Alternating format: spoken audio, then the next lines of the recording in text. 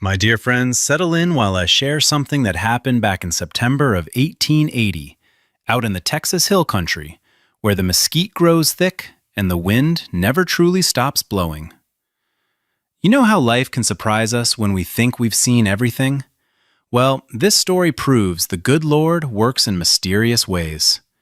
It's about a man who'd given up on living. Oh, he was breathing and working, but his heart had gone cold as a January morning. Cole Morgan was his name, and he'd buried his young wife and baby 3 years prior. Folks said he'd never be the same, and they were right. But sometimes being broken is just God's way of preparing us for something we never saw coming.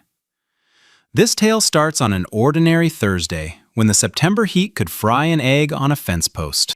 Now I need to tell you proper how it all began, because beginnings matter, don't they? Cole Morgan was out mending fence that afternoon, same as he'd done every Thursday for 3 years running. You know how it is with routine. It keeps a body going when the heart's got no reason to beat. That fence post, a stubborn old piece of mesquite that should have been replaced 2 seasons back, snapped sideways and caught Cole right across the temple. Drew blood, too. Not a lot, mind you, but enough to sting in the salt of his sweat. Back when his Mary was alive, she would have fussed over such a cut, dabbed it with witch hazel, and maybe scolded him gentle-like for not being careful. But there wasn't anybody to fuss now. Hadn't been for 3 years come November. Cole just wiped the blood with his sleeve and kept working. That's what you do, isn't it? You keep working when the grief's so heavy it might crush you if you stop moving. His horse, Duchess, a sweet-tempered bay mare he'd raised from a filly, suddenly threw her head up and danced sideways. Now, Duchess wasn't given to spooking. She'd stood calm through thunderstorms, and even that time a rattler coiled right under her nose. So when she started acting nervous, Cole paid attention. He squinted through the late afternoon glare, that particular golden light that comes when summer's thinking about turning to fall. The wagon road that ran along his property line, maybe 50 yards off, usually stood empty this time of day. But there was something there now, a dark shape where no shape ought to be. "Easy, girl," Cole murmured, though truth be told, he was talking to himself as much as the horse. He'd seen plenty in his 34 years, fought in the war between the states when he was barely 16, buried his parents, his wife, his baby boy.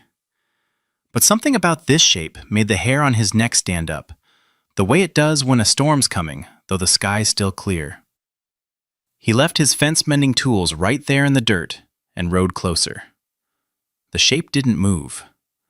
20 feet away, Duchess planted her hooves and refused to go another step, snorting and tossing her mane like she did when the farrier came calling. Cole swung down from the saddle. His knees creaked a bit, they always did these days, and ground-tied Duchess with a practiced flip of the reins. As he walked closer, that shape started making sense. Fabric. A woman's traveling dress, the decent kind, made of good wool, though it was torn now and covered in that white alkali dust that coats everything out here when it hasn't rained. Then he saw her hand, and his heart near about stopped. Such a small hand. Fingers curled up like a baby bird that's fallen from the nest. The fingernails were torn and bloody, like she'd been clawing at something, or trying to hold on. "Lord Almighty," Cole breathed. And yes, it was a prayer. First real prayer he'd said since the day they'd put Mary and the baby in the ground. He dropped to his knees beside her, his work-rough hands suddenly feeling too clumsy, too big. She was young, couldn't be more than 25, though the sun and dust made it hard to tell for certain. Her bonnet had come unpinned and lay crushed beneath her shoulder. Her hair, brown as winter prairie grass, spread across the ground in tangles. But it was her lips that scared him most. Cracked white as old bone, with that look that comes when a body's got no water left in it. Living in Texas teaches you about thirst, about how quick the sun can steal every drop of moisture from a person. He leaned down close, put his ear near her mouth. For a terrible moment, he thought she was gone. Then, there, the faintest whisper of breath, like a butterfly wing against his cheek. "Miss? Miss, can you hear me?" Nothing. Her skin under his fingertips felt like old leather left in the sun, hot and dry and ready to crack. How long had she been lying here? The road saw maybe one wagon a week, if that. Could have been days.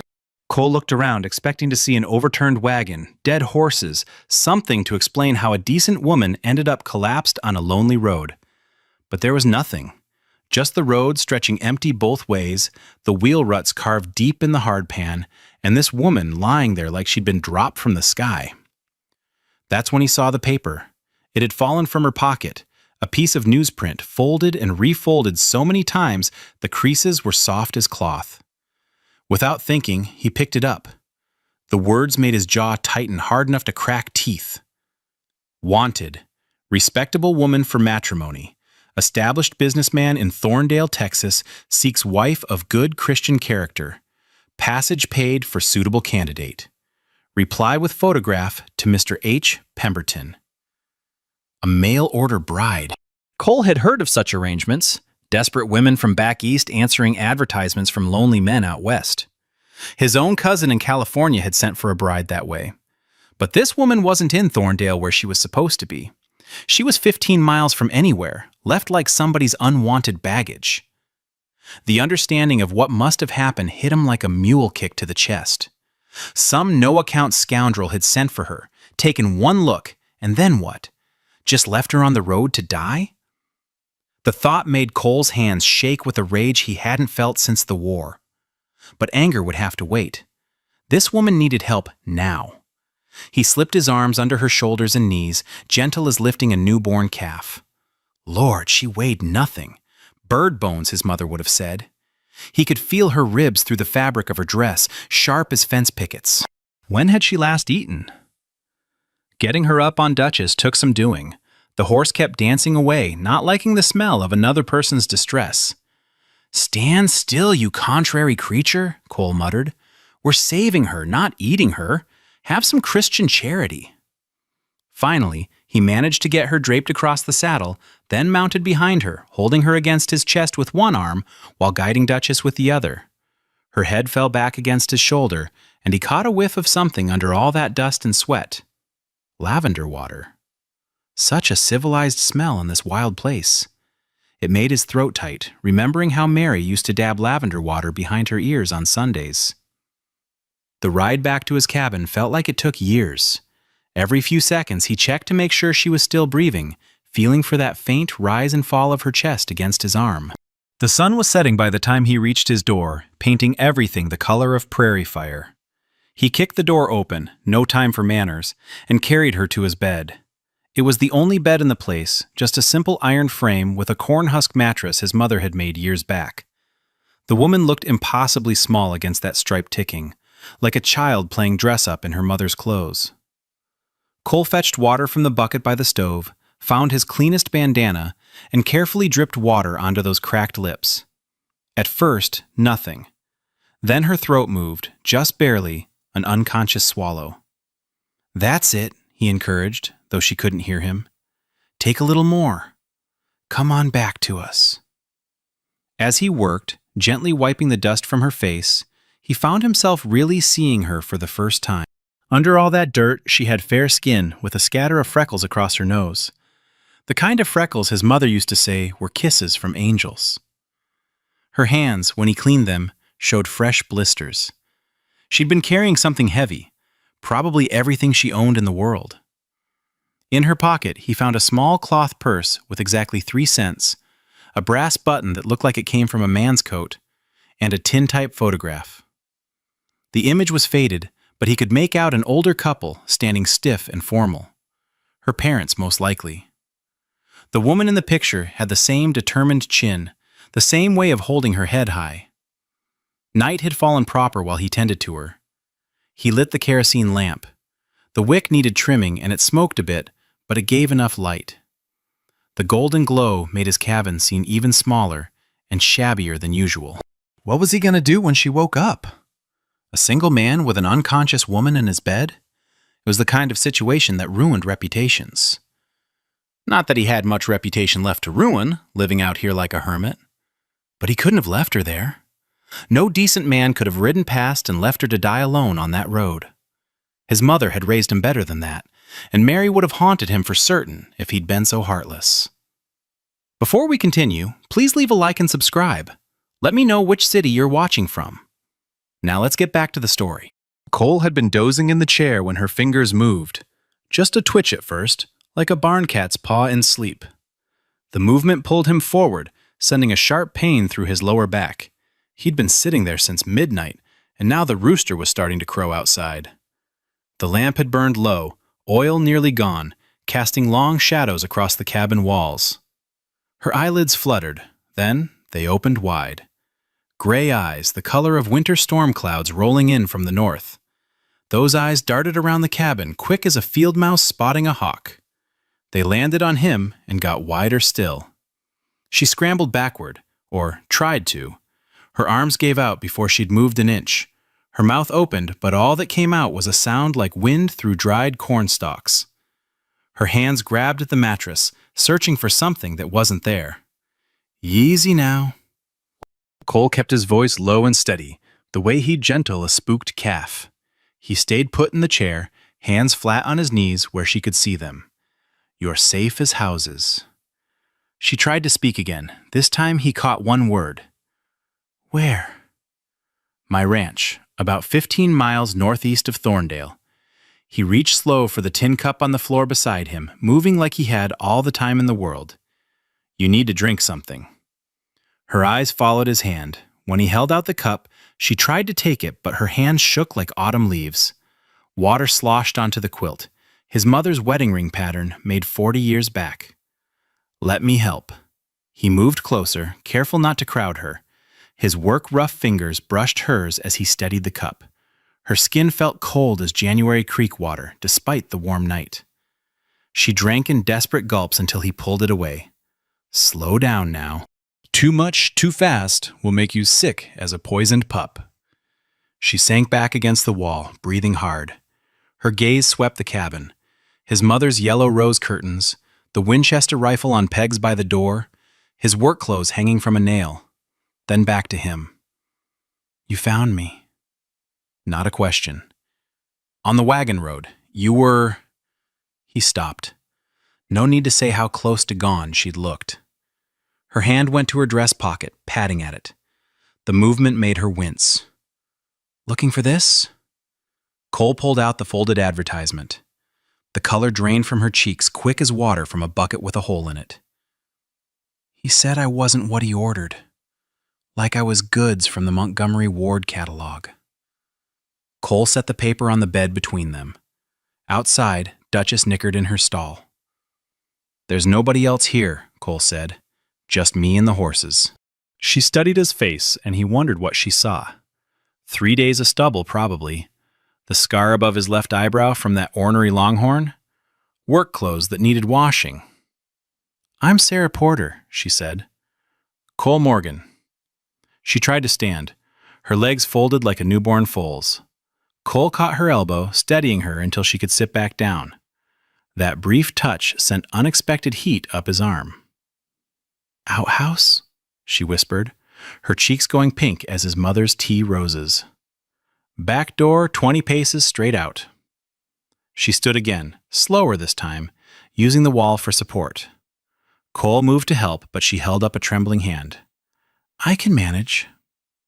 He watched her make her way to the door, each step careful as walking on winter ice. When she reached for the latch, she stopped. Mr. Morgan? That man who sent for me. Harold Pemberton. Does he know where I am? Cole's throat went tight as new rope. Nobody knows you're here except me and the Lord. Sarah's knuckles showed white through the skin as she gripped the door latch. She nodded once and stepped out into the darkness. Cole moved to the window, just a square cut in the wall with shutters instead of glass. He watched her make her way along the cabin wall, one hand trailing the rough logs for balance. When she disappeared behind the outhouse, he turned away. A man didn't watch such things, no matter how worried he might be. The fire in the cook stove had died down to embers. He added 2 pieces of mesquite, then checked the coffee pot. Empty since yesterday morning. His stomach reminded him he hadn't eaten since noon 2 days back. Neither had she, from the hollow look of her. The door creaked on its leather hinges. Sarah stood there, swaying slightly, moonlight catching half her face. "There's blood," she said, "on your temple." Cole touched the cut from the fence post. His fingers came away sticky. "It's nothing to fret about." She took 3 unsteady steps toward him, then stopped. "You have any clean cloth?" "Bottom drawer." He pointed to the bureau that had been his mother's, brought from Tennessee before the war. Sarah opened it. His few possessions lay there neat as he could manage. 2 shirts worn soft at the elbows, winter long johns, and a piece of flannel he'd been saving to patch his coat come cold weather. "Sit." The word surprised them both. Cole found himself lowering into the chair before his mind caught up. Sarah dipped the flannel in the water bucket. Her movements were careful, like she was measuring out what strength she had left. The first touch of wet cloth on his cut made him pull back. Not from pain, from the shock of being touched at all. Her fingers worked gentle but sure, cleaning away the dried blood. "Needs carbolic acid," she said, "but this'll do for now." "You a nurse?" "My father was a doctor. Before." She didn't explain what "before" meant. She stepped back, studying her work. Cole could smell her. Lavender water gone stale, road dust, and something else underneath. Something that reminded him of Sarah's own particular way of being in the world. "Thank you," he said. She dropped the bloodied cloth by the wash basin. "We need to discuss arrangements." "You need rest first." "No." The word came out sharp as a slap. Sarah gripped the back of his second chair, the one that had sat empty since Mary died. "I need to know where I stand." Cole looked at her face. Exhaustion had carved hollows under her cheekbones deep as creek beds in drought. But her jaw was set firm as fence posts. "All right," he said.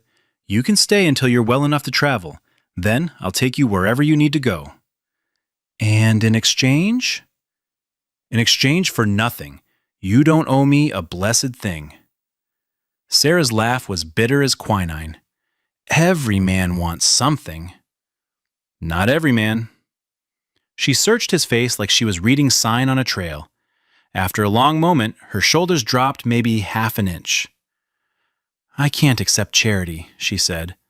"I saw how you live. This place needs tending." Cole looked around his cabin, trying to see it through her eyes. Dust thick as winter fur on every surface. Dishes piled by the basin like stones in a creek. His clothes tossed over chairs, floor tracked with dried mud. Spiderwebs in the corners strung like store-bought lace. "I manage fine," he said. "You manage." Sarah ran her finger along the table, leaving a clean streak through the dust. "But you don't live." The words hit him somewhere under his ribs. He stood quick enough to make the chair scrape against the floorboards. "Sun'll be up in 2 hours," he said. "You take the bed. I'll sleep outside." "In 2 hours?" "Cattle don't care if a man's tired." Sarah moved toward the bed, then stopped. "Mr. Morgan, your wife's curtains are pretty." Cole's hands stilled on the doorknob. "They were my mother's." "Oh." A pause. "No wife, then?" "Not anymore." He stepped out before she could say another word, pulling the door firm behind him. The night air hit his lungs, sharp as creek water in January. He dragged his bedroll from where he'd left it by the woodpile and spread it on the porch boards. They were hard as his life had become, splintery with neglect, but he'd slept on worse during the war. Through the thin walls he heard Sarah moving around, the scrape of the bureau drawer, the creak of rope springs as she lay down. Then, nothing but her breathing, steady as rain on a tin roof. Cole stared at the stars until they blurred like tears he wouldn't let fall. A woman in his bed. A woman in his cabin. The thought made his chest tight in a way that had nothing to do with wanting and everything to do with remembering what it meant to share space with another soul. When pink touched the eastern sky like a modest woman's blush, he rose, joints popping like breakfast bacon. His back screamed from the hard boards. Inside, he moved quiet as a church mouse, gathering his work clothes from the nail. Sarah lay curled on her side like a child, his mother's quilt pulled to her chin. In sleep, her face had softened. She looked younger, lost. He built up the fire, set coffee to boil, and mixed batter for flapjacks, the one thing he could cook that didn't taste like despair. The smell of coffee filled the cabin thick as morning fog. Sarah stirred, sat up. For just a second, panic flashed across her face like heat lightning. Then she saw him, and the fear drained away. "Morning," he said. She stood, trying to smooth her torn dress. "I need to wash." "Basin's there, well's out back." While she was outside, Cole set 2 plates on the table, 2 cups. The sight of them sitting there, paired up like folks at a church social, made something twist in his chest. When had he last cooked for another person? Sarah came back with her face pink from cold water, hair pinned back tight as she could manage with what pins she had left.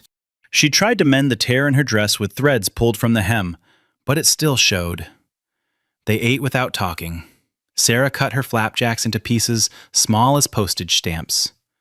Cole watched from the corner of his eye. The delicate way she held her fork, how she sat straight as a ramrod even though she must be hurting everywhere. "These are good," she said.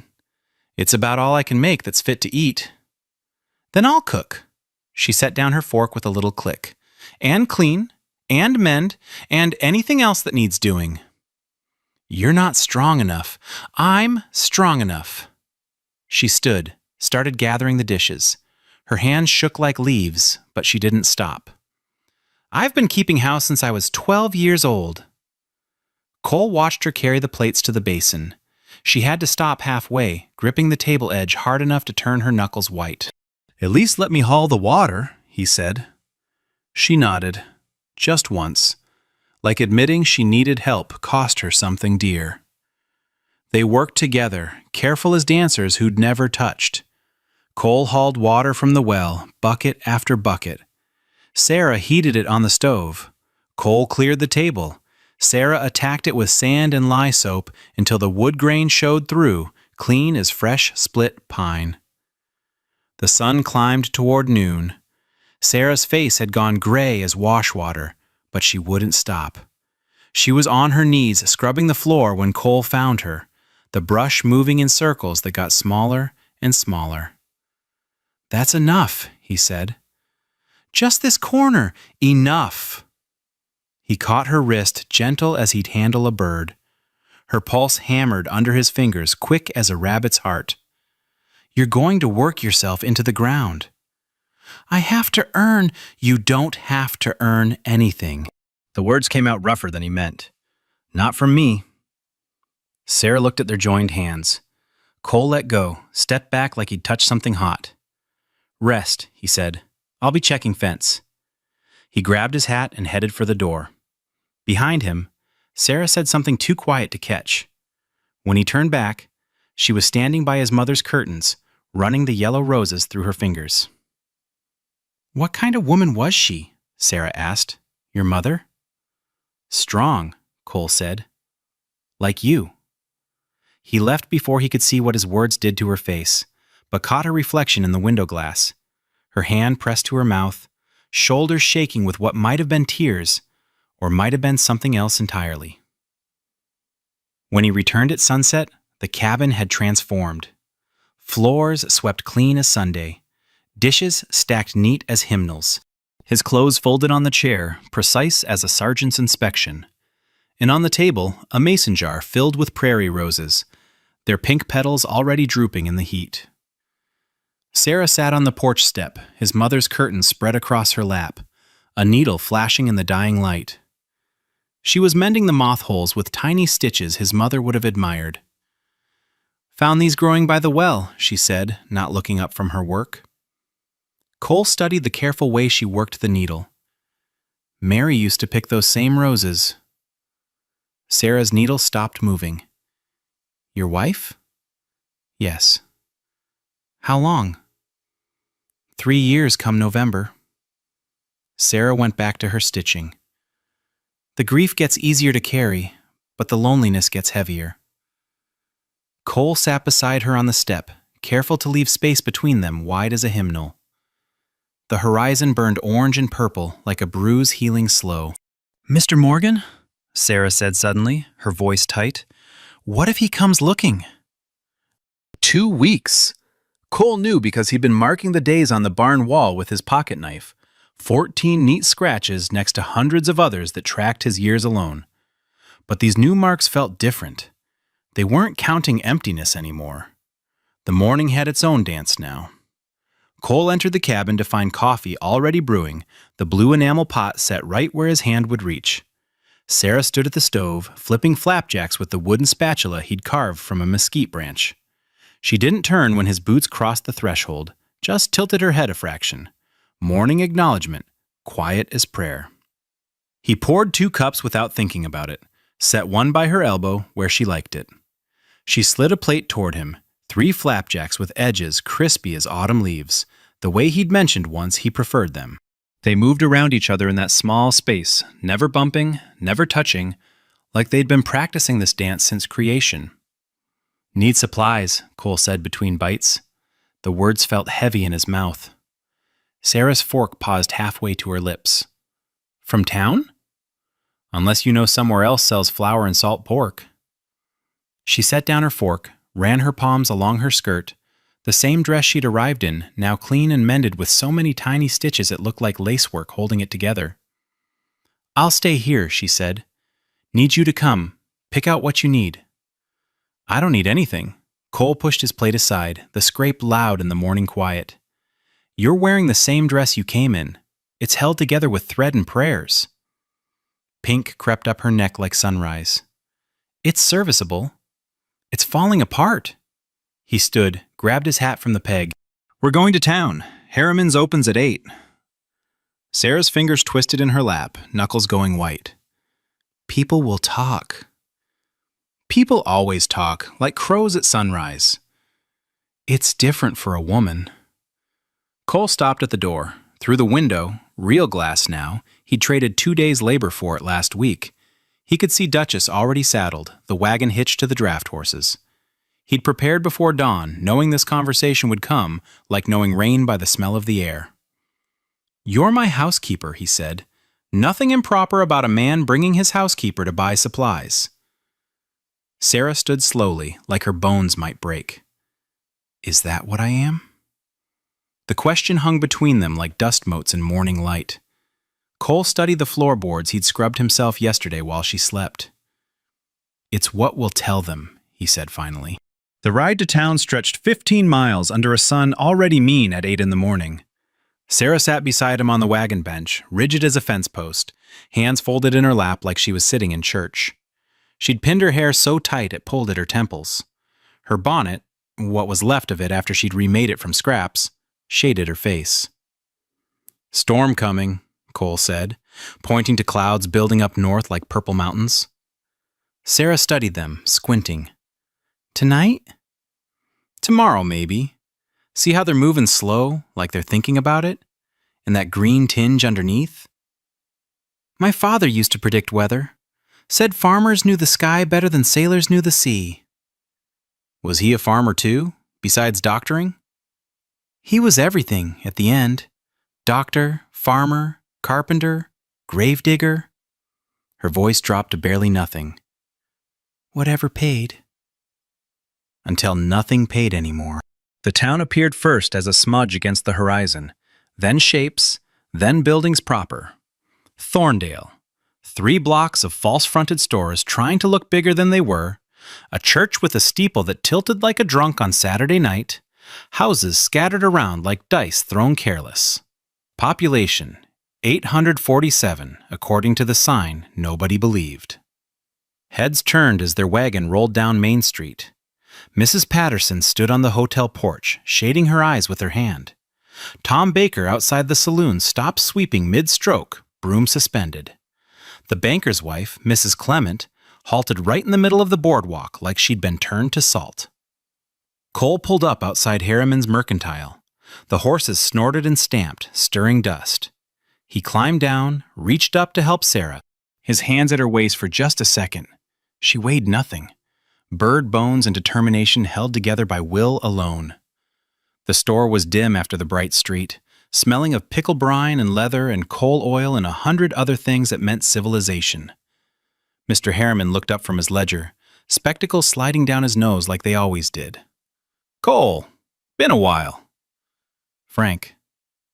Harriman's gaze shifted to Sarah, lingered on her mended dress.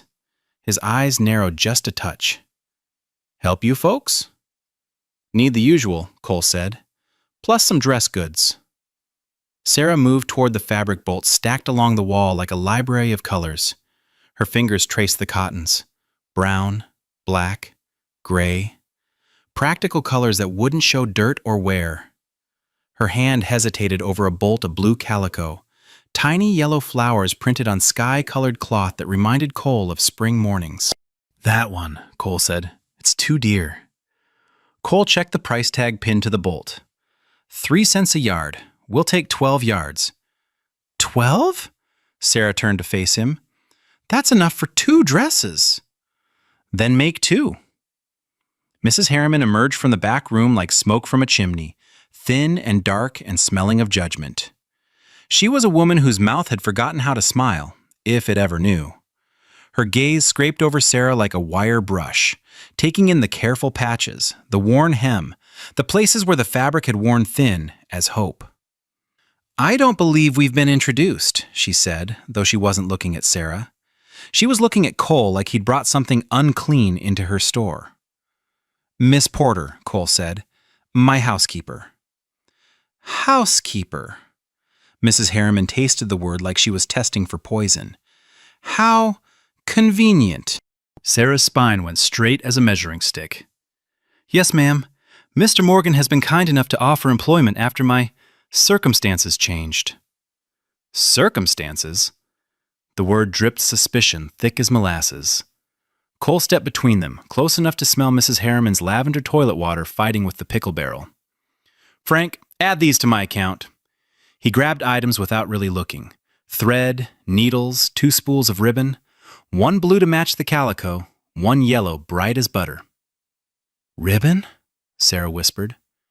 "For your hair." "I don't need—" "Everyone needs something pretty, even out here." Mrs. Harriman sniffed like she'd smelled something dead. She turned on her heel and disappeared into the back room, skirts swishing angry. Frank Harriman marked numbers in his ledger, not meeting anyone's eyes. The pencil scratched loud in the sudden quiet. "That'll be $3.47 on account." They were loading the wagon when Mrs. Clement approached like a battleship under full sail. She was the banker's wife, which, in Thorndale, meant she might as well wear a crown. Silk dress despite the heat, parasol angled just so, gloves that had never touched anything harder than a teacup. "Mr. Morgan," she said, not acknowledging Sarah at all, like she was invisible, like she was air. "Mrs. Clement?" "I heard you'd taken on help." Her gaze slid past Sarah like oil on water. "One does wonder about the propriety." Cole's hand stilled on the reins. A muscle jumped in his jaw. "Nothing improper about honest work." "Of course not, if that's what it is." She smiled, showing teeth white as tombstones. "Good day, Mr. Morgan." She walked past, close enough that her skirts should have brushed Sarah's, but she pulled them aside at the last second, the gesture deliberate as a slap across the face. Sarah's face went white as fresh lye, then red as sunset. She climbed onto the wagon bench without help, hands shaking just a little.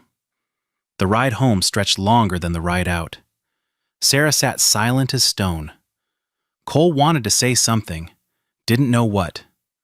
The clouds had built higher, darker, like God was piling up his anger. "I shouldn't have come," Sarah said when they were 5 miles out. "You have every right. Rights don't matter when you're a woman alone." She turned to look at him, eyes bright with held-back tears. "You don't understand. A man can make mistakes, start over. A woman makes one wrong choice, and she's ruined forever. You didn't make a wrong choice. That no-good Pemberton, I answered an advertisement. traveled across the country to marry a stranger. What kind of decent woman does that? Cole pulled the horses to a stop, right there in the middle of nothing. Prairie stretched in every direction, grass moving like water. The kind who's brave, he said. The kind who takes chances when life gives her no good choices. Sarah laughed, bitter as medicine. Brave? I was desperate. Same thing sometimes. She studied his profile against the wide sky. You really believe that? I know it. I was desperate once, after Mary died. Desperate enough, I stood at the well one morning with my daddy's pistol, trying to decide. Sarah's hand moved toward his on the bench seat, stopped an inch away. What changed your mind? Sun came up. Cattle needed feeding. Day needed living. He turned to look at her. Sometimes that's all the reason you need. They rode the rest of the way quiet, but it was a different quiet. Softer somehow. At the cabin, Cole unhitched the horses while Sarah carried in the supplies. When he entered, she had the blue calico spread on the table, his mother's good scissors in her hand. It really is too much, she said, but she was smiling just a little. It's exactly right. She cut into the fabric with sure strokes. No pattern, she didn't need one. Her hands knew the shape of a dress like his hands knew the shape of a bridle. Cole watched her work, the way late afternoon light caught in the loose strands of her hair. My mother taught me, she said, before she died. Said a woman needed to know how to make something from nothing. Smart woman. She would have liked you. Sarah paused, scissors suspended like a question. You're like my father was, before the world broke him. Quiet, kind. What happened to them? Cholera took Mother in 72. Father tried to keep doctoring, but after the panic, people couldn't pay with money. Chickens and vegetables don't cover mortgages. She resumed cutting, the scissors whispering through fabric. Bank took the house, the surgery, his medical books, everything. Father just gave up. Died 2 winters ago. Heart gave out, they said, but I think it was already broken. I'm sorry. Don't be. Everyone has grief to carry. She held up a piece of cut fabric against herself. This'll make a fine dress.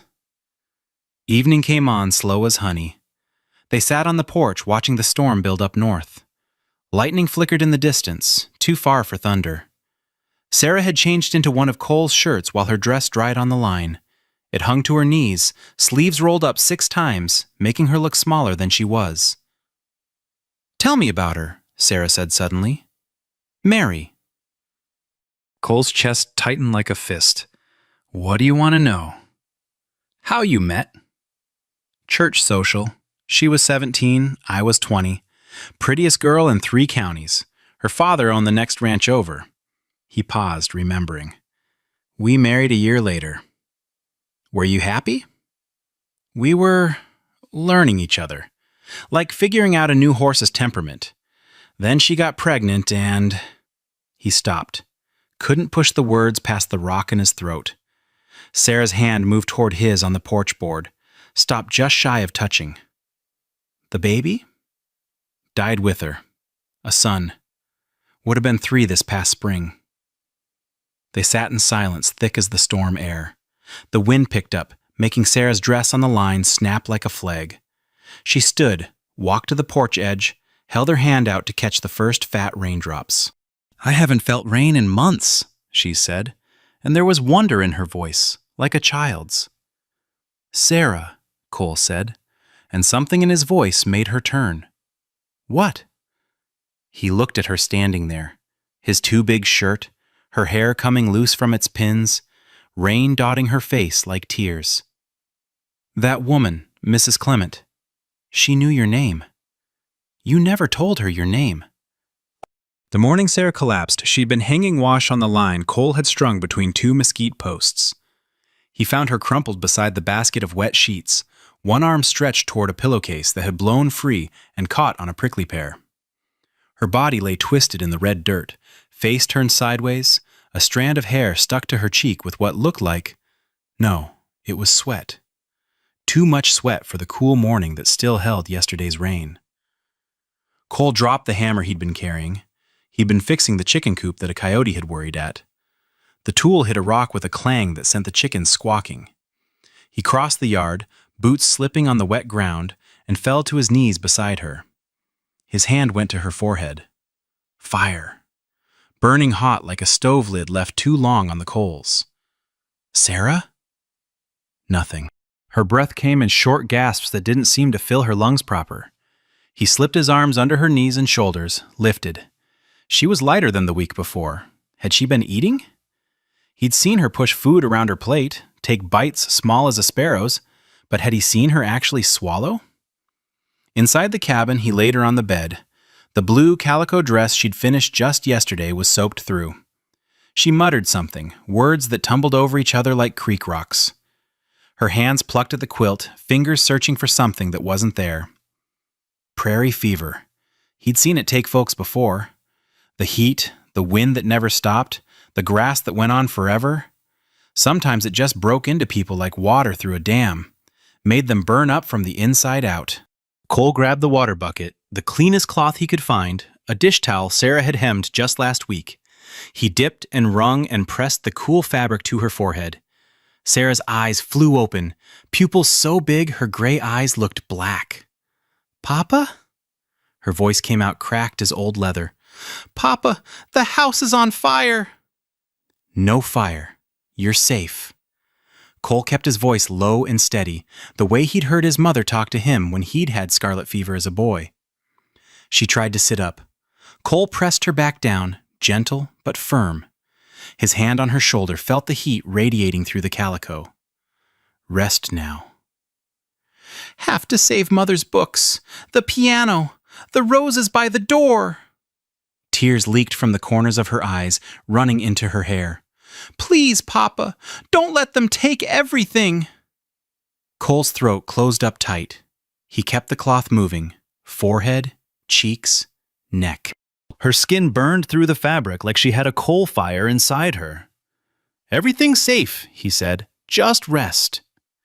She grabbed his wrist, sudden as a snake strike, her grip stronger than it should be. "Don't let them put me in the ground. Not next to him. Promise me." "I promise." He had mean eyes. James had such mean eyes. Cole filed that name away. James. Someone from before. Someone who'd hurt her.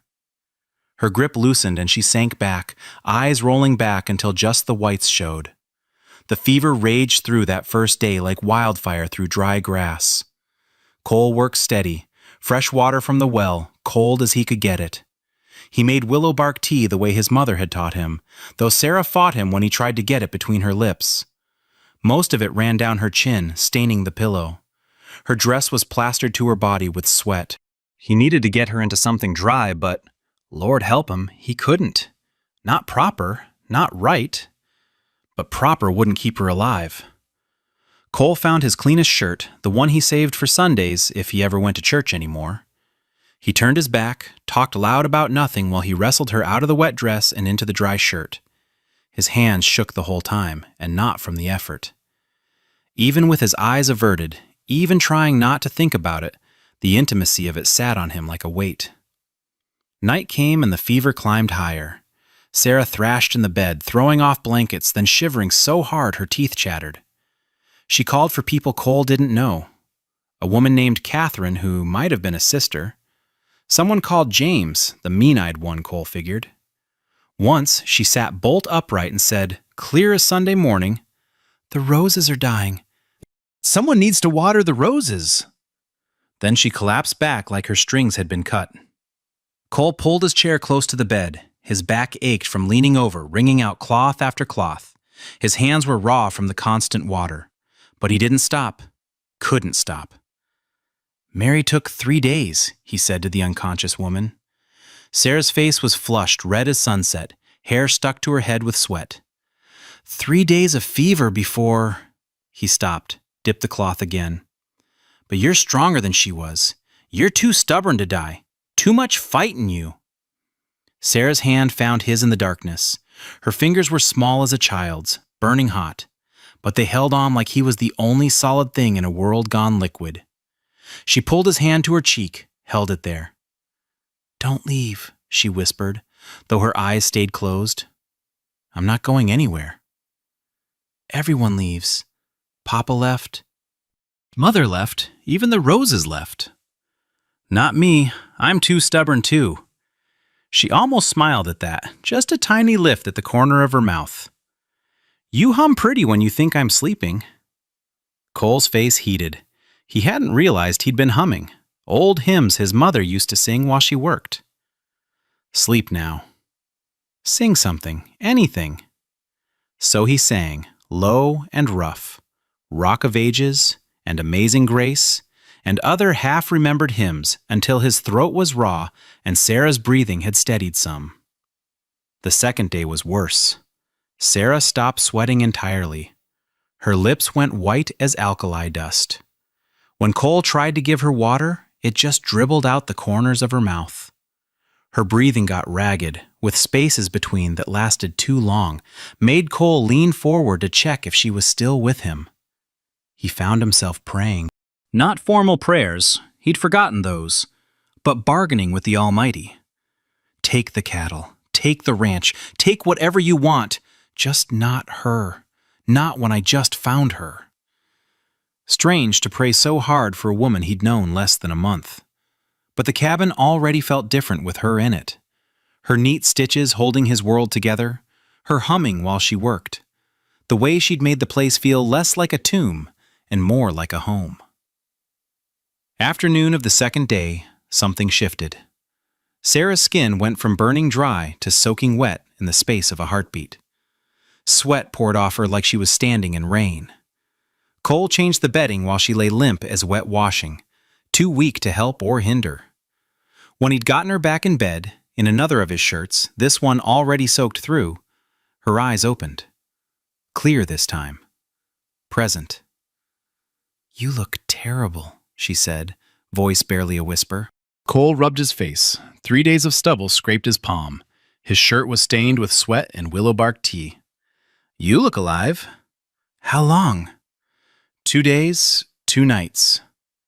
Sarah struggled to sit up. Cole helped her, piling every pillow and blanket he owned behind her back. She looked around the cabin, taking inventory. Her gaze stopped on his chair pulled close to the bed, the pile of wet cloths, the cup of cold tea. "You stayed with me. The whole time." "Said I would." Her eyes went bright with tears. She blinked back. "I talked during the fever, didn't I?" "Some." "What did I say?" Cole stood, busied himself at the stove. "Nothing that matters." "I talked about Papa, about the house, about James." Cole's shoulders tensed. "Like I said, nothing that matters now." "It matters to me." Her voice was stronger now. "You should know, I was engaged to him. Before. When Papa still had his practice." Cole turned to face her. She sat against the makeshift pile of pillows, his shirt hanging loose around her thin frame, hair tangled as a bird's nest, but her eyes were steady on his. "When Papa lost everything, James's family forbade the match, said I wasn't suitable anymore. But James..." She paused, fingers plucking at the quilt. "He came around anyway, said I owed him for the embarrassment, tried to collect." Cole's hands clenched into fists. "He hurt you?" "He tried. I hit him with a fireplace poker. He fell, hit his head on the andiron." Sarah's voice was flat as winter prairie. "Died 3 days later. Never woke up." "Good riddance." "His mother's a judge's wife. She says I killed him on purpose, for revenge." Sarah laughed, bitter as quinine. "Sometimes I wish I had. At least then the guilt would make sense." Cole crossed the room, sat on the edge of the bed, not touching, but close enough she could feel the warmth of him. "You defended yourself. Nothing to feel guilty about." "Tell that to the sheriff in Missouri." They sat quiet for a moment. Outside, a mockingbird ran through its whole repertoire. Cardinal, blue jay, even a fair imitation of a rusty gate. I need to learn to shoot, Sarah said suddenly. You need to rest. I need to protect myself. You won't always be there. Something cold settled in Cole's stomach. You planning on going somewhere? No, but plans change. Life changes. She met his eyes straight on. Teach me, please. The next afternoon, Cole set up targets behind the barn. 3 empty cans on the fence rail, an old piece of board with charcoal circles drawn on it. Sarah stood beside him in her newly mended dress, hair pinned back tight, still pale from the fever, but determined. Cole pulled his father's old Remington from the holster. The weight of it was familiar as breathing. This has got some kick to it. I can handle it. He showed her how to hold it proper. Both hands, arms straight, but not locked rigid. How to sight down the barrel. How to squeeze the trigger, gentle-like, not jerk it. Like you're holding something fragile, he said, standing behind her, his hands over hers on the gun. Like a bird's egg, just steady pressure until... The gun went off. Sarah had aimed at the first can, missed by a good 3 feet. The recoil knocked her back a step, right into Cole's chest. For just a second, they stood pressed together, his arm steadying her. She smelled like soap and gunpowder and something sweet underneath that was just Sarah. Then she stepped forward, raised the gun again. Show me. The second shot missed by 2 feet. The third by 1. The fourth sent the can spinning off the fence. Sarah lowered the gun, a real smile breaking across her face for the first time since the fever. I did it! You did. She turned to him, eyes bright as stars. Show me how to reload. They worked until the sun dropped low, painting everything gold and purple. Sarah's right shoulder was already showing a bruise from the recoil, purple as prairie roses. But she wouldn't stop. By the end, she could hit 3 cans out of 5. You're a natural, Cole said, watching her reload smooth as anything. I had a good teacher. She handed him the gun, then winced, hand going to her shoulder. Let me see. It's nothing.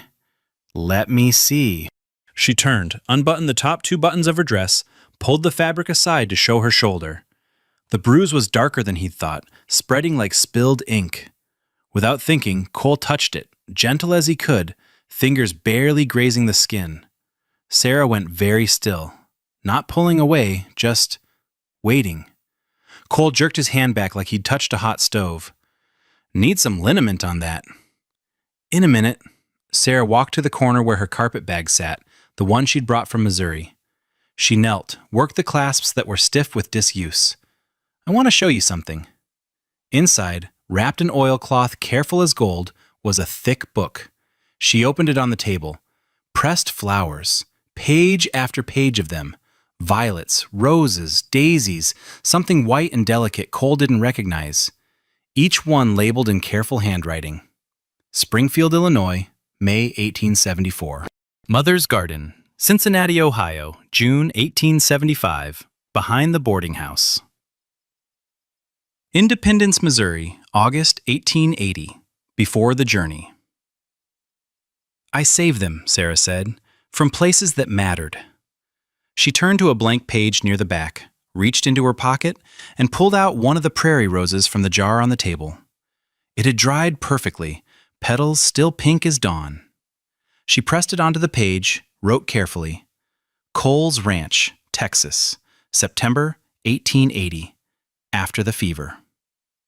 Is that all right? She asked, calling it yours? It's ours, Cole said before he could stop himself. Sarah looked up at him. Something passed between them, quick as lightning, hot as fever. Then she closed the book, wrapped it back in its oilcloth. As she did, something fell out. A folded letter, official-looking, with a broken wax seal. Sarah grabbed for it, but Cole was faster.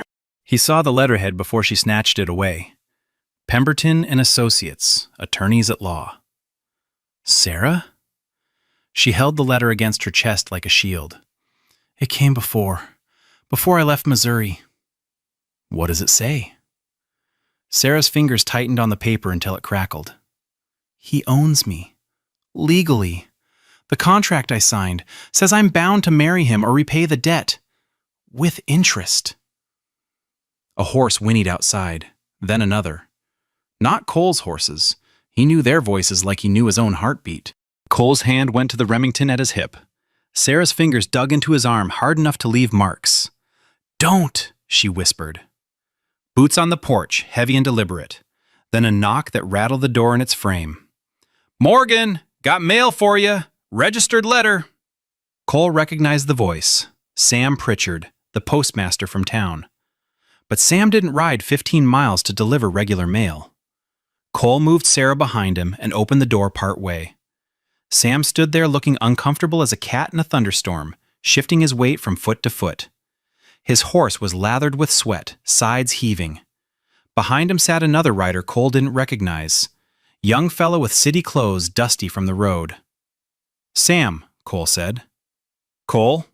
Sam's eyes shifted past him, found Sarah. "Miss Porter?" The young man pushed forward. "Is she Sarah Porter?" "Who's asking?" The fella pulled out a leather wallet, showed some kind of badge. "Process server from Austin.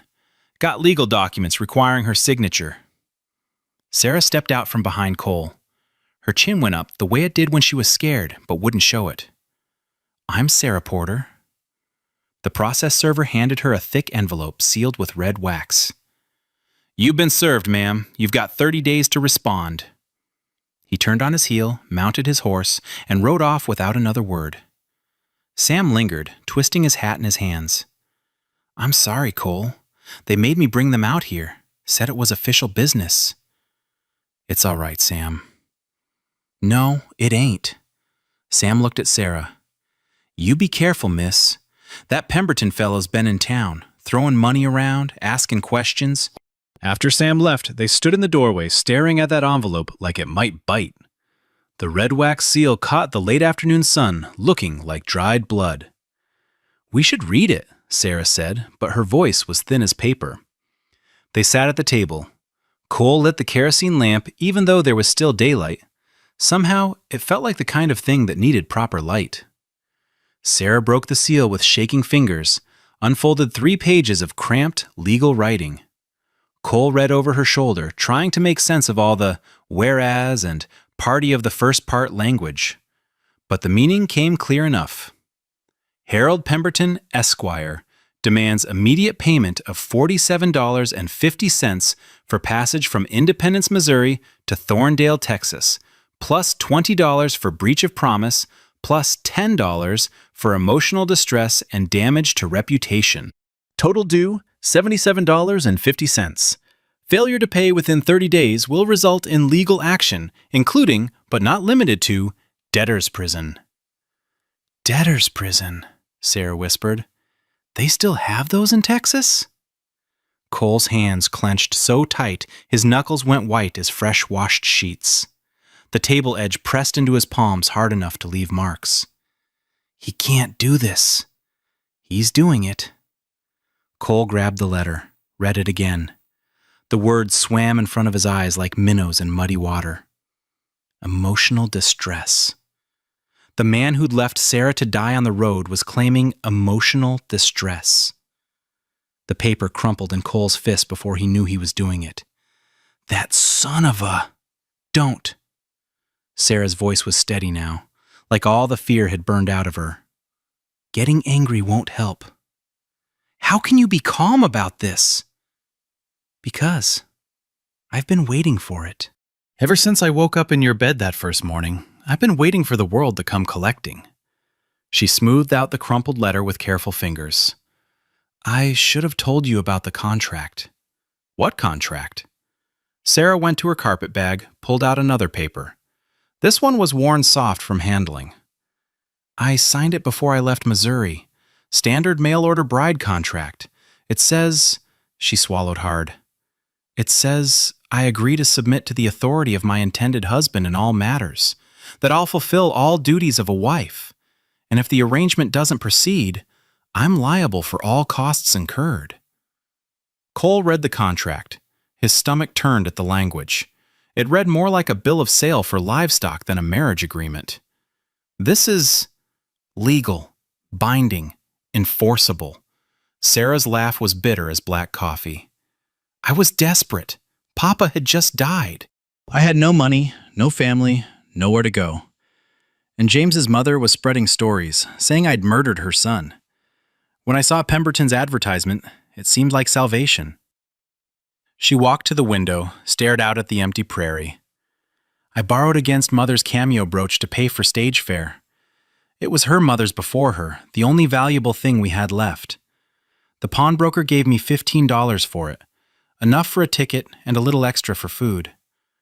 We'll get it back. It's in Missouri, and we don't have $15, much less $77.50. Cole stood, paced the small cabin. 3 steps to the wall, turn, 3 steps back. I could sell some cattle. Not in 30 days, not for cash money. The horses, then. You need them for the ranch. Then I'll sell something else. Tools, my father's watch. Cole. Sarah turned from the window. The lamplight caught her face, showing the exhaustion there, the resignation. You don't have $77 worth of anything to sell.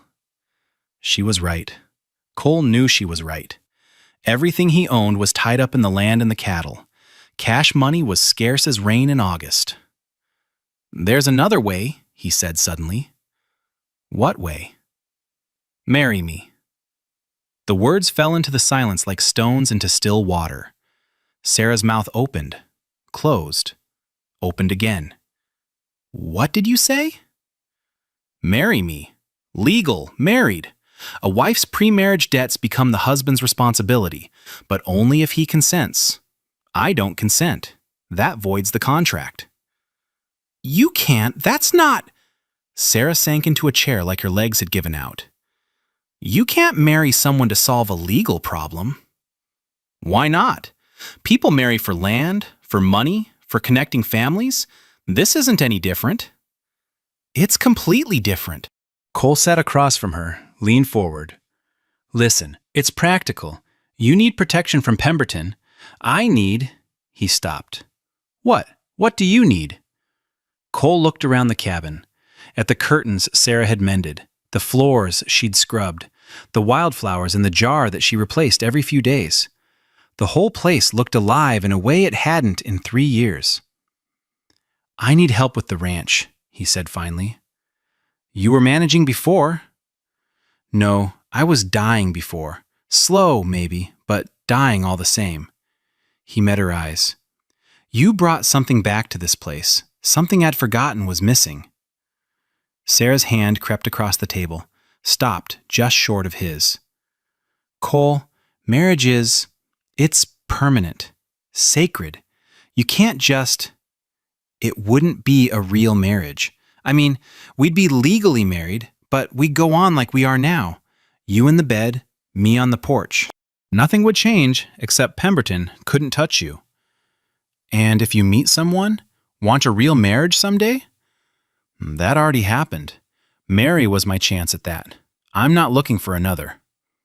And me? What if I? Then we'd get divorced. People do it. It's not common, but it's legal. Sarah pulled her hand back. You've thought about this. I've been thinking about it since Sam said Pemberton was in town asking questions. Cole stood, went to the desk that had been his father's. I'm going to write to Tom Garrison in Austin. He's a banker, knows about law. He'll tell us if marriage would really void that contract. And if it doesn't? Then we'll figure out something else. Cole pulled out paper and ink, started writing. His handwriting was rough from lack of practice, but the words came clear enough. Behind him, Sarah stood, moved around the cabin quiet as a ghost. He heard water splashing. She was washing the supper dishes they'd abandoned when the letter came. Cole? He turned. Sarah stood by the stove, dish towel in her hands, twisting it into knots. If we did this, got married, I'd want conditions. Name them. I keep working, cooking, cleaning, mending, whatever needs doing. I won't be a burden. You're not a burden now. Second condition. If Pemberton backs off, if the threat's gone, and you want me to leave, I leave. No arguments, no hard feelings. Cole's chest tightened at the thought, but he nodded. Fair enough. Third condition.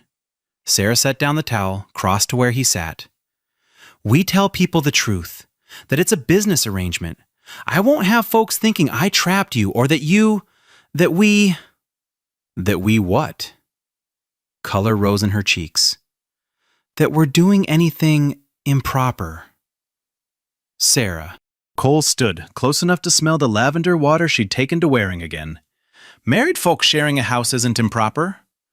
Married folks sharing separate beds is unusual. Let people think what they want. We'll know the truth. Sarah studied his face for a long moment. Then, so quick he almost missed it, her fingers brushed his wrist. Just a touch, light as a butterfly landing, but it sent heat up his arm like lightning.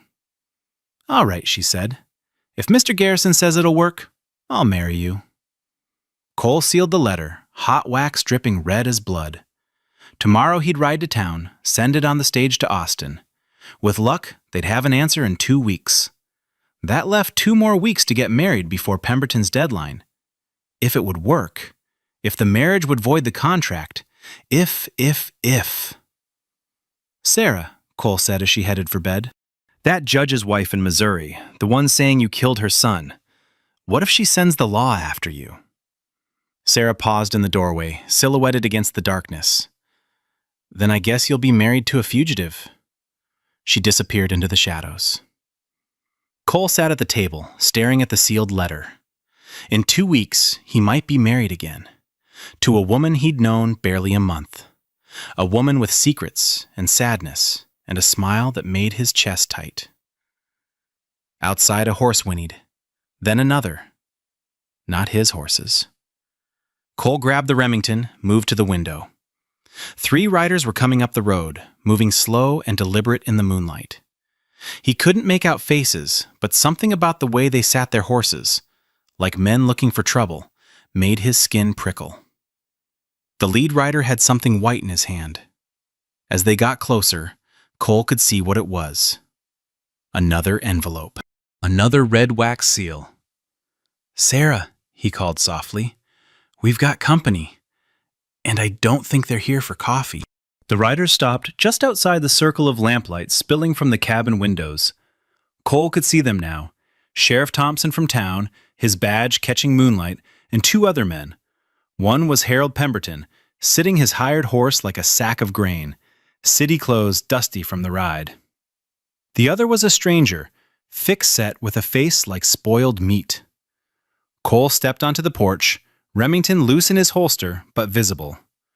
Sheriff, kind of late for a social call. Thompson dismounted, slow, like his bones hurt. He was a decent man, Cole knew, caught between law and conscience. Cole, need to talk to Miss Porter. She's sleeping. No, I'm not. Sarah appeared in the doorway, still in her blue calico, hair falling loose from its pins. She'd grabbed Cole's old shawl, wrapped it around her shoulders. Sheriff Thompson? Ma'am. Thompson touched his hat brim. Mr. Pemberton here's got more papers. Legal papers. Pemberton swung down from his horse, grunting with the effort. Up close, Cole could see what he'd missed before. The man's soft hands that had never held a tool. The weak chin hidden under waxed whiskers. The mean little eyes like a pig's. Where's my property? Pemberton asked, not looking at Sarah, but at Cole. Your property? Cole stepped forward, putting himself between Pemberton and the doorway. The woman. She signed a contract. That makes her mine until the debt's paid. Sheriff Thompson shifted his weight, uncomfortable. Now, Mr. Pemberton, we talked about this. She's a person, not property. The law says different. Pemberton pulled out papers from his coat, waved them like a flag. Breach of promise, failure to fulfill contractual obligations, theft of services. Theft? Sarah stepped around Cole, despite his arm trying to bar her way. What did I steal? My time, my reputation, the cost of bringing you here. Pemberton's lips pulled back, showing yellow teeth. You owe me $97.50 now. Interest accumulating daily. Yesterday it was $77.50, Cole said. Cost of collection, having to ride out here, having to involve the law. Pemberton turned to Thompson. Sheriff, do your duty. Thompson sighed deep as a well. Miss Porter, I'm going to need you to come with me. On what charge? Cole's hand moved to his gun. The thick-set stranger spoke for the first time. Don't be stupid, Morgan. He had an accent. Eastern, maybe Boston. Touch that gun, and things get complicated. Who are you? Mr. Brennan is my associate, Pemberton said. For protection. Protection from what? A woman who weighs 100 pounds soaking wet? Sarah's hand touched Cole's arm, light as a moth. It's all right. No, it's not all right. Cole turned to Thompson. You can't arrest her for owing money. I'm not arresting her. I'm asking her to come to town to sort this out proper, in front of Judge Harriman. At 10 o'clock at night? First thing in the morning. But Mr. Pemberton insists she come now. Says she's a flight risk. Pemberton smirked. She ran once. From Missouri, from what I hear, after killing a man. The words dropped into the night like stones into water. Thompson's hand went to his gun. Brennan took a step forward. That's a lie, Cole said. Is it? I've been doing some checking. Telegrams to Independence. Seems Miss Porter left quite suddenly after her former fiancé died under mysterious circumstances. Sarah's fingers tightened on Cole's arm. It was self-defense. So you admit you killed him? I admit I defended myself when he attacked me. That's your story. Pemberton pulled out another paper, yellow telegram paper. This says different. Says you lured James Whitmore to your home and murdered him in cold blood. Cole read the telegram over Sarah's shoulder. From a Mrs. Constance Whitmore, Independence, Missouri. Claiming Sarah had killed her son in revenge for breaking their engagement. One person's accusation isn't proof, Cole said. It's enough to hold her, Thompson said, and he looked miserable about it. I'm sorry, Miss Porter, but you'll need to come with us. She's not going anywhere, Cole said. Cole? Sarah's voice was steady as rain. I'll go. Sarah? She turned to face him, and in the lamplight from the doorway he could see her eyes were bright with unshed tears. It's the law. Fighting it will only make things worse. Then I'm coming with you. No, she said it firm. Someone needs to watch the ranch, take care of the animals. Cole wanted to argue, but she was already walking toward Thompson's horse. The sheriff helped her mount, gentle as he could. She sat side saddle, back straight as a fence post, not looking at anyone. 3 days, Thompson said to Cole. Judge Harriman will hear the case in 3 days. You can bring whatever evidence you have then. They rode off into the darkness. Thompson and Sarah in front, Pemberton and Brennan behind like prison guards. Cole stood on the porch watching until even the sound of hoofbeats faded. Then he went inside and did something he hadn't done since Mary died. He broke things. The chair went first. Kicked over so hard one leg cracked. Then the empty preserve jar, thrown against the wall in an explosion of glass. He would have broken more, but the sight of Sarah's sewing basket stopped him. Her thimble sitting on top of folded fabric. The blue ribbon he'd bought her, carefully wound into a neat circle. Cole sank into the remaining chair, head in his hands. 3 days. He had 3 days to find a way to save her. But save her how? He didn't have the money Pemberton wanted. Didn't have proof that Sarah had acted in self-defense back in Missouri. What he had was Tom Garrison in Austin. And an idea that might work, if he could get there and back in time. Cole saddled Duchess in the dark, packed what little food he had into saddlebags. Austin was a 2-day ride if he pushed hard. That left 1 day to convince Tom to come back with him, to bring whatever legal help he could. He was mounting up when he remembered Sarah's carpet bag. She'd taken nothing with her. It still sat in the corner of the cabin. He went back, opened it. The book of pressed flowers was there, wrapped in its oilcloth. Beneath it, something else. A small daguerreotype in a brass frame. The image was faded but clear enough. A younger Sarah, maybe 16, standing beside a stern-looking man who must have been her father. They were in front of a house with roses climbing up the porch posts. Sarah was almost smiling, holding a book. Her father's hand rested on her shoulder, protective. Cole tucked the photograph inside his shirt, next to his heart. Then he mounted Duchess and rode hard into the night, toward Austin and whatever help he could find there. The ride was brutal. Duchess was game, but she wasn't young anymore. By dawn, she was lathered and blowing hard. Cole stopped at a creek to let her drink and rest, though every minute felt like an hour. While the horse recovered, he ate cold biscuits and thought about Sarah. She'd be in the town jail now, just a single cell in the back of Thompson's office, barely big enough for a cot and bucket. He'd seen it once, when they'd held a drunk cowboy overnight. No place for a woman. No place for Sarah. By nightfall, he was 20 miles from Austin, but Duchess couldn't go further. Her head hung low, and she was favoring her left front foot. Cole found a grove of oak trees near water, made a cold camp. He didn't dare light a fire, too much time lost. Instead, he wrapped himself in his bedroll and tried to sleep, though his mind kept showing him pictures. Sarah in that cell. Pemberton's pig eyes. The way Brennan had looked at Sarah, like she was goods to be collected. He woke before dawn and found Duchess standing, but still lame. Walking her slow, it took until noon to reach the outskirts of Austin. The city seemed huge after the empty Prairie. Buildings pressed together, people everywhere, the air thick with smoke and horse dung and human noise. Tom Garrison's bank sat on Congress Avenue, impressive with its limestone front and brass fixtures. Cole tied Duchess outside, aware of how rough he must look. 2 days hard riding, clothes dusty and sweat-stained, probably smelling like a goat. The clerk at the front desk looked at him like something scraped off a boot. "May I help you?" "Need to see Tom Garrison. Tell him Cole Morgan's here." "Mr. Garrison is in a meeting." "Tell him it's about saving a woman's life." Something in Cole's voice must have convinced the clerk. He disappeared into a back office. A moment later, Tom himself emerged, older, grayer, but still the same steady man who'd helped Cole through Mary's death and the mess after. "Cole? Good Lord, you look like you've been dragged behind a horse." "Tom, I need your help. Legal help." Tom steered him into his private office, closed the door. "Sit. Talk."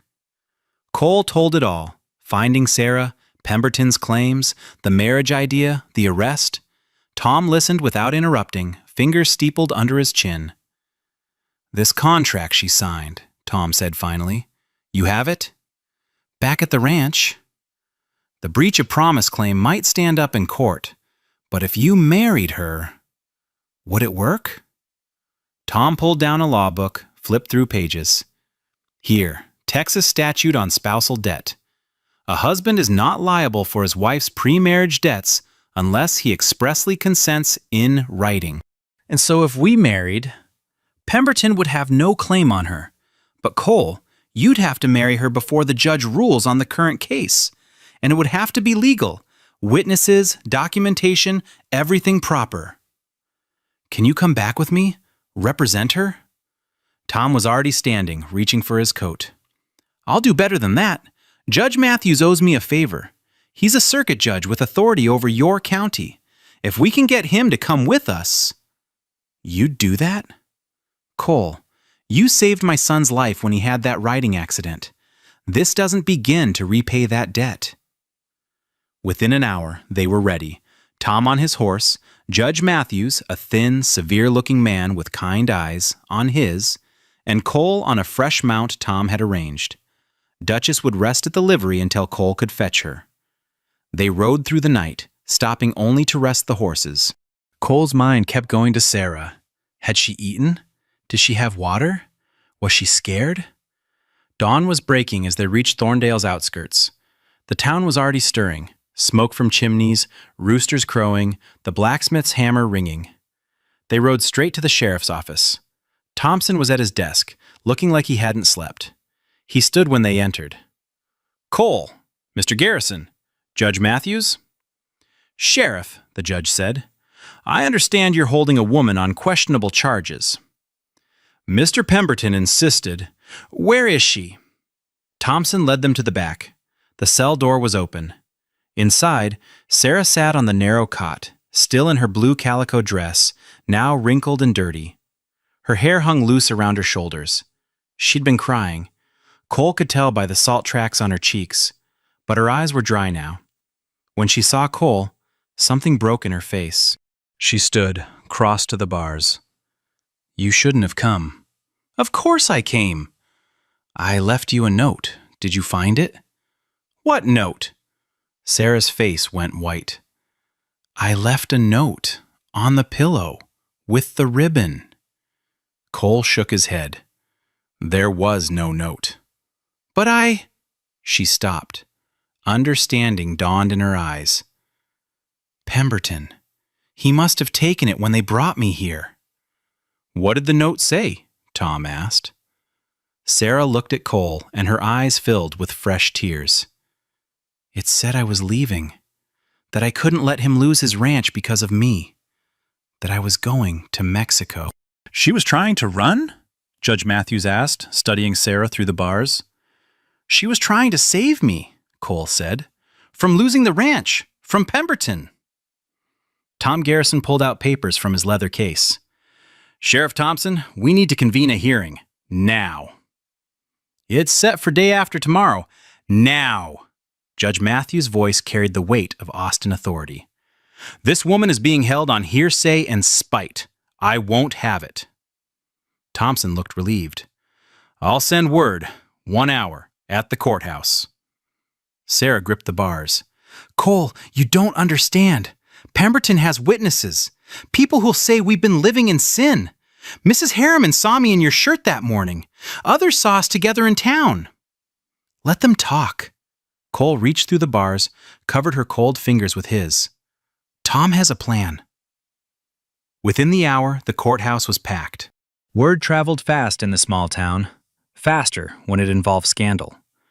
Cole saw faces he knew. Frank Harriman and his sour wife, Mrs. Daniels from the boarding house, the baker, the blacksmith, even some ranch families from outlying areas, drawn by the drama like moths to flame.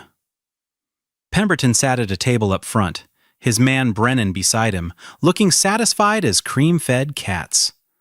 Sheriff Thompson stood by the door, hand resting on his gun, though Cole doubted there'd be that kind of trouble. Judge Matthews took his place at the bench, really just a raised table with a chair behind it.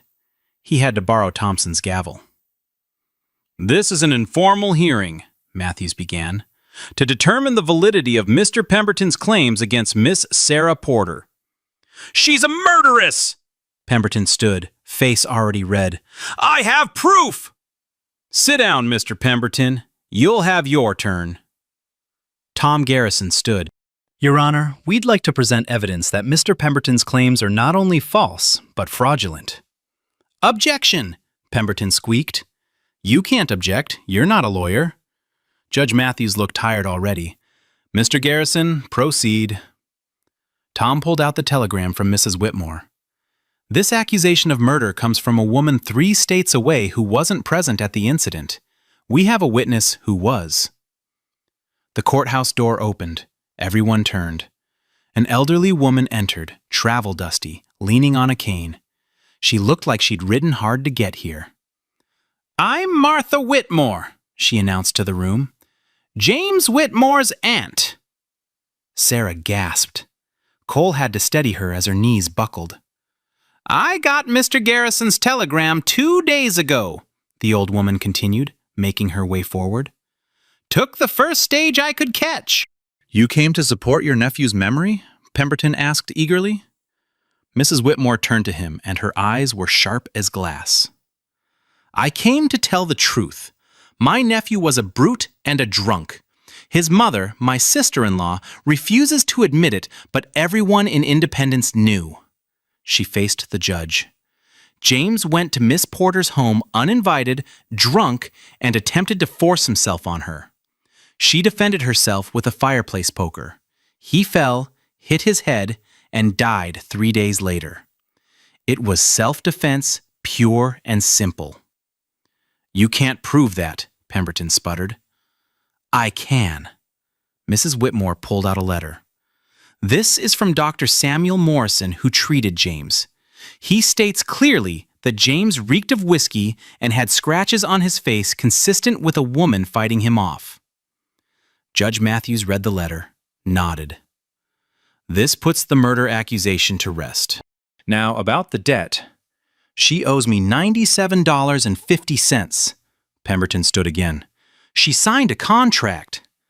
May I see this contract? Matthews asked. Pemberton handed it over, smug. The judge read it, his eyebrows rising.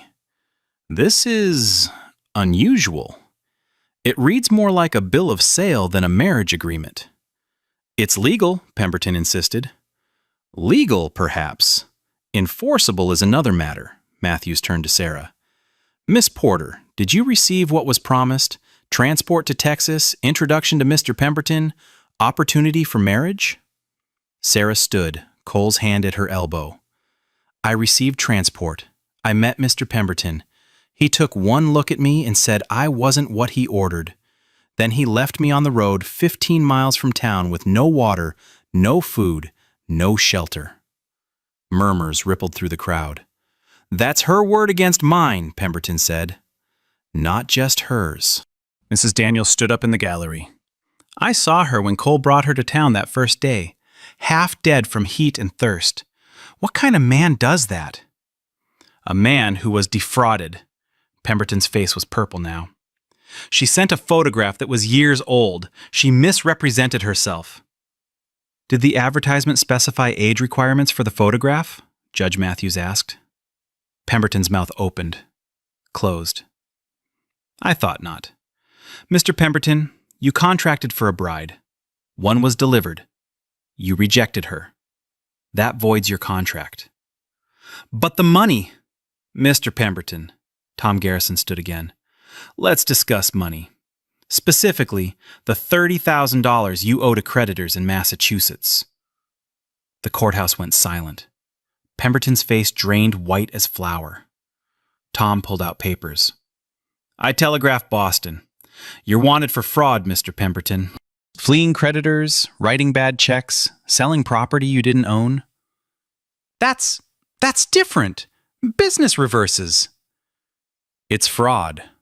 Judge Matthews' voice was hard now. Sheriff Thompson, I believe Mr. Pemberton needs to be detained pending investigation. No! Pemberton backed toward the door. Brennan stood, hand moving toward his coat. I wouldn't, Thompson said, his own hand on his gun. Brennan, you're not from around here, so maybe you don't know. We don't take kindly to men who abandon women to die. Brennan's hand dropped. He stepped away from Pemberton like he was contagious. This isn't over, Pemberton shouted. She's a whore, living with Morgan, doing God knows what. Cole started forward, but Sarah caught his arm. She walked to face Pemberton, back straight, head high. I'm not a whore, she said, voice carrying through the courthouse. I'm a woman who made a desperate choice and nearly died for it. Mr. Morgan saved my life. He gave me shelter and work and dignity when you left me for dead. She turned to face the crowd. Yes, I've been living at his ranch, cooking, cleaning, mending, earning my keep through honest work. If that makes me fallen in your eyes, so be it. I'd rather be fallen than dead. Mrs. Clement stood up, the banker's wife who'd snubbed Sarah in the store. I owe you an apology, Miss Porter. We all do. We judged without knowing. Others nodded, murmured agreement. Even Mrs. Harriman looked uncomfortable. Judge Matthews banged his gavel. I find Mr. Pemberton's claims without merit. The contract is void. Miss Porter owes nothing. He turned to Thompson. Sheriff, please escort Mr. Pemberton to your office. We'll be investigating these fraud allegations. Thompson took Pemberton's arm. The man tried to jerk away, but Thompson's grip was iron. "You'll pay for this," Pemberton shouted at Sarah. "You'll see. Women like you always pay." Thompson dragged him out. The courthouse began to empty, people talking in low voices. Several women approached Sarah, offering apologies, support. Mrs. Daniels invited her to stay at the boarding house. "That's kind," Sarah said, "but She's coming home with me," Cole said. Everyone turned to stare. Cole felt heat rise in his neck, but he didn't back down. "Mr. Morgan," Judge Matthews said carefully, "while Miss Porter is free to go, the propriety won't be a problem." Cole took a breath. His hands were sweating. His heart hammered against his ribs. "Because I'm asking her to marry me, here, now, in front of all of you." The courthouse went silent as a held breath. Sarah's eyes went wide. "Cole." He dropped to one knee right there in the courthouse dust, pulled out the simple gold band that had been his mother's, that Mary had worn, that he'd grabbed from the cabin before riding to Austin. "Sarah Porter, will you marry me, real and proper?" Her hands flew to her mouth. Tears spilled down her cheeks. "You don't have to. We agreed it was just for protection." That was before. Cole stayed on his knee, though it was grinding into the hard floor. "Before I knew what it was like to have you in my life. Before I remembered what it felt like to want to wake up in the morning." "Cole, I love you." The words came out rough but true. Not convenient love or protective love, real love. The kind that makes a man ride to Austin and back without stopping. The kind that makes life worth living again. Sarah dropped to her knees in front of him, not caring about her dress in the dust. "You impossible, wonderful fool."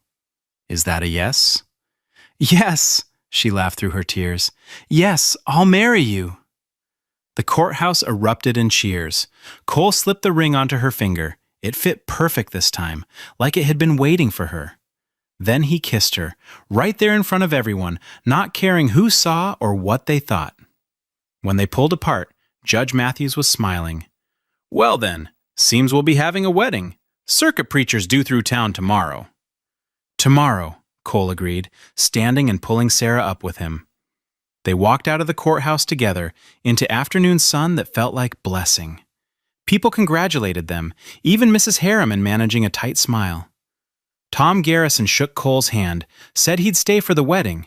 As the crowd dispersed, Cole saw Sheriff Thompson coming back from his office. Alone. "Where's Pemberton?" Cole asked. Thompson's face was grim. "Gone. Brennan, too.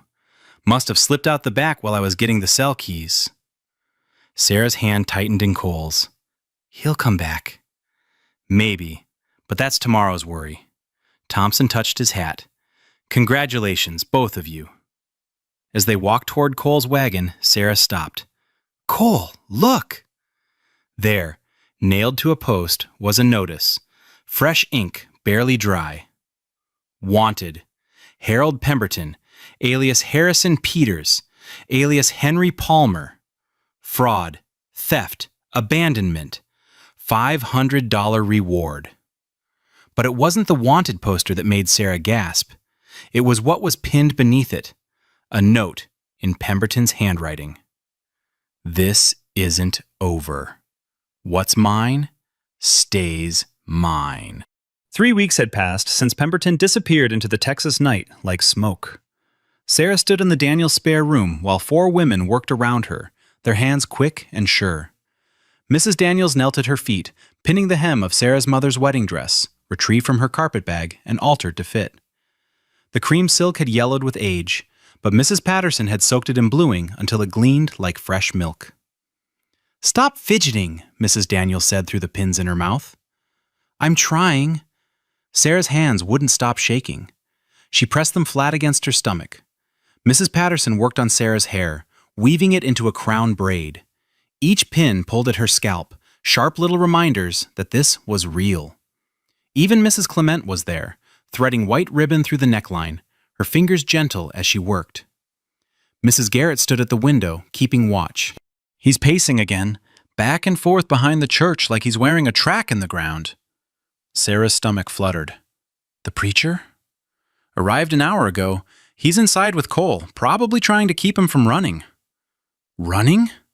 Sarah turned too quick. Mrs. Daniels made a sharp sound as pins scattered. Not running away, child. Running to you. Mrs. Garrett's face softened, an unusual expression for her. That man's been checking his watch every 30 seconds. A knock at the door. 5 minutes, Tom Garrison called. The women stepped back, examining their work. Sarah caught her reflection in the mirror Mrs. Clement held up. Her mother's cameo. Cole had sent for it, paid the pawnbroker double to ship it fast, rested at her throat. The silver combs Cole had given her held back the sides of her hair. Beautiful, Mrs. Patterson breathed. I look like my mother, Sarah said softly. The photograph in her carpet bag showed her mother in this same dress 30 years ago. Mrs. Daniels handed her a bouquet, late September roses mixed with prairie sage, tied with the blue ribbon Cole had bought her that day at Harriman's. Something old, something new, something borrowed, something blue, Mrs. Clement said. The dress is old, the combs are new, my handkerchief is borrowed. She tucked a lace square into Sarah's sleeve.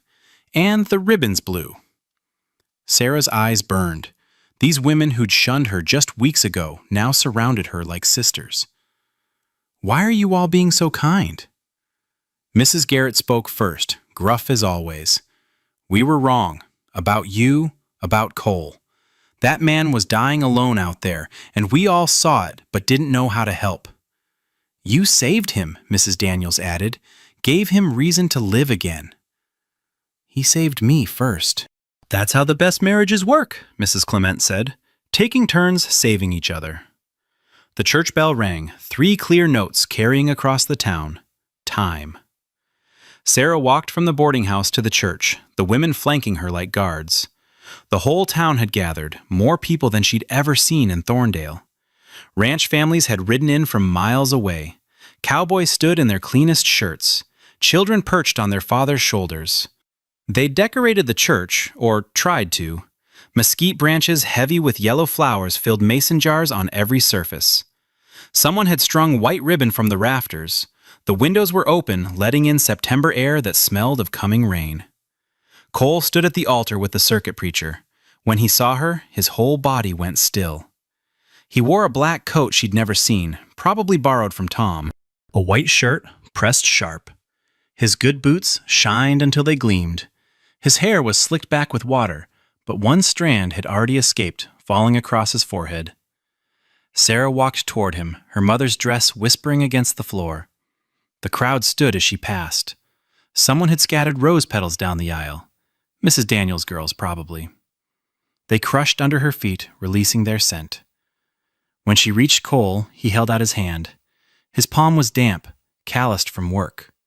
Hers trembled as their fingers interlaced.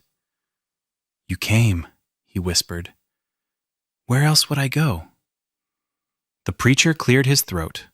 He was a thin man with kind eyes, worn Bible in his hands. Dearly beloved, we gather here under God's sky to witness the joining of Cole Morgan and Sarah Porter in holy matrimony. Sarah barely heard the familiar words. She was watching Cole's face, the way his jaw worked like he was fighting strong emotion, how his thumb rubbed circles on her palm, the pulse jumping in his throat. The couple has written their own vows, the preacher said. Cole pulled out a piece of paper, unfolded it. His hands shook so bad the paper rattled. He looked at it, then crumpled it up, shoved it in his pocket. I had words written down, he said, looking straight at Sarah. Pretty words about love and forever. But standing here looking at you, all I can think is how you brought me back to life. His voice cracked. He cleared his throat, tried again. 3 years ago, I buried my heart with Mary and our son. Thought that was the end of feeling anything good again. Then you fell into my world, half dead and fighting mad, and made me remember what it was like to care whether the sun came up. Tears ran down Sarah's cheeks. She didn't try to stop them. You cleaned my house, but really, you cleaned out all the dust and grief I'd let pile up in my heart. You made me want to live instead of just exist. Cole squeezed her hands. I promise to choose you every morning, to stand beside you against whatever comes, to never let you feel alone or unwanted again, to love you until my last breath, and probably after. The preacher turned to Sarah. Miss Porter? Sarah had no paper. The words came straight from her heart. I was nothing when you found me. Less than nothing. Something thrown away, discarded. Her voice grew stronger. You gave me shelter when I had no right to it. Kindness when I couldn't pay. Dignity when the world said I deserved none. She reached up, touched the healing cut on his temple. You say I saved you, but you saved me first, from dying on that road, from Pemberton, from believing I was worthless. She had to stop, swallow hard. I promise to make our house a home, to stand with you through drought and plenty, to choose hope over fear, to love you past all counting. The rings? Cole pulled out 2 bands, his mother's gold one for her, a simple iron band for himself. He'd had the blacksmith make it last week. With this ring, Cole said, sliding the gold band onto her finger, I marry you. Sarah took the iron ring, noticed how his hand trembled. With this ring, I marry you back. By the power vested in me by God and the state of Texas, the preacher said, I pronounce you husband and wife. You may kiss your bride. Cole cupped her face in his hands, thumbs wiping away her tears. The kiss was soft, reverent, like he was afraid she might break. Then Sarah grabbed his lapels, pulled him closer, and kissed him proper. The church erupted in cheers and whistles. When they pulled apart, both were flushed. Cole's hair had come completely loose from its slicking. Sarah reached up, pushed it back from his forehead. Hello, husband. Hello, wife. They turned to face the congregation. Sheriff Thompson stood at the back, badge polished. He nodded once, no word on Pemberton, but he was watching. Tom Garrison beamed like a proud father. Mrs. Whitmore sat in the front row, having decided to stay for the wedding before returning to Missouri. Even Mrs. Harriman managed a genuine smile. They walked back down the aisle together, rice flying from all directions. Someone had thought ahead. Outside, tables had been set up in the churchyard, planks on sawhorses but covered with clean white cloths. Food appeared as if by magic. Not fancy fare, fried chicken, cornbread, 3 kinds of pie, pickles, and preserves. Mrs. Patterson had made a cake, 3 layers with white frosting and real sugar roses. Speech, someone called. Cole stood, pulled Sarah up beside him. The crowd quieted. Thank you all for coming, he said. For giving us a chance. For... He stopped, swallowed. For becoming our family. To the Morgans! Tom Garrison raised a glass of apple cider. The Morgans! The crowd echoed. As the sun lowered, someone brought out a fiddle, then a guitar. Old Joe from the saloon had a harmonica. The space behind the church became a dance floor. Cole led Sarah out for the first dance, moving careful and concentrated. You're counting, she whispered against his chest. 1, 2, 3, 1, 2, 3, he confirmed. Trying not to step on your dress. Step away, it's already been through enough. They swayed more than danced, her head tucked under his chin. Around them, other couples joined. The preacher danced with Mrs. Whitmore, Sheriff Thompson with Mrs. Daniels. Even Mrs. Harriman took a turn with her husband. As stars appeared, thick as spilled salt across the velvet sky, people began drifting away. Handshakes for Cole, kisses on the cheek for Sarah. Wedding gifts appeared on a table. Preserves, a pieced quilt, soap wrapped in brown paper, a small wooden cradle that made Sarah's breath catch. For when the time comes, Mrs. Garrett said with a wink. Finally, only Cole and Sarah remained, sitting on the church steps. Her mother's dress was dusty at the hem. His collar had come undone. They watched the last wagon disappear into the darkness. We should go home, Sarah said. Home. Cole tasted the word. I like how that sounds. They climbed into their wagon, decorated with ribbons and flowers by unknown hands. The ride was quiet, but it was a full quiet, rich with promise. Sarah tucked herself against Cole's side, his arm around her shoulders. At the cabin, their cabin, Cole stopped the wagon. Wait. He came around, lifted her down, held her against him. Threshold. We've been living here for over a month. Not as husband and wife. He carried her through the door, kicked it shut behind them. Inside, someone had been busy. Fresh flowers on the table, new curtains at the windows, made from the blue calico Sarah had picked out. The bed made with new sheets that smelled of lavender and sunshine. Cole set her down gently. They stood there, suddenly shy with each other.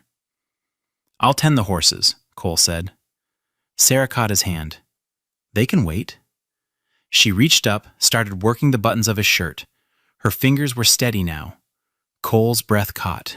Sarah, I know we said separate beds. I know this started as a business arrangement. She looked up at him. But I don't want separate anything anymore. Cole cupped her face, kissed her slow and deep. Thank God. I've been wanting to wake up beside you since that first morning. Later, much later, they lay tangled in the new sheets, Sarah's head on Cole's chest, listening to his heartbeat steady and strong. His fingers combed through her loose hair, catching on the tangles. I love you, she said against his skin. I love you back. Outside, wind moved through the mesquite trees, carrying the scent of coming rain. Thunder rumbled distant, promising water for the dry land. Inside the cabin, two people who'd been lost held tight to what they'd found. Cole? That cradle Mrs. Garrett gave us. What about it? Sarah took his hand, placed it flat on her stomach. I think we'll need it sooner than later. Cole sat up so fast he nearly knocked her off the bed. You mean, are you? I think so. I'm pretty sure. She smiled at his stunned expression. Maybe by spring. Cole pulled her against him, buried his face in her hair. She felt him shaking and realized he was crying. Silent tears of joy and wonder and a little fear. We're going to have a baby, he whispered. We're going to have a life, Sarah corrected. A real life. Together. They held each other as rain began to fall, soft at first, then harder. It drummed on the roof, ran off the eaves, soaked into the thirsty ground. The drought was ending. Something new was beginning. In the morning, they'd face whatever came. Pemberton might return. The ranch would need work. The baby would come with its own challenges. But tonight, in their cabin on the Texas prairie, Cole and Sarah Morgan were complete. The lamp burned low, casting golden light on two faces finally at peace. Outside, the rain washed the world clean. Inside, two hearts beat in time, no longer alone. Home. My friends, as I close this tale of Cole and Sarah, I must confess something that sits heavy on my heart. Every story I tell carries pieces of real loneliness I've witnessed. Neighbors too proud to ask for help, widowers eating alone night after night, women judged for choices made in desperation. But I've also seen what happens when a community decides to choose grace. When Mrs. Daniels stood up in that courthouse, when the women gathered to prepare Sarah's dress, when the whole town celebrated their wedding, that's the America I know. The one where strangers become family through small acts of kindness. Where redemption isn't earned alone, but witnessed by others willing to forgive. This work is inspired by the healing Western tradition, created solely for entertainment purposes. This story does not condone, encourage, or promote any form of violence or harmful behavior. The resolution of conflicts through legal means, community support, and personal courage reflects idealized fiction. All characters, Cole Morgan, Sarah Porter, Harold Pemberton, and others, are products of the author's imagination. Any resemblance to real persons, living or deceased, or actual events is purely coincidental. This narrative celebrates compassion, second chances, and the transformative power of love and community.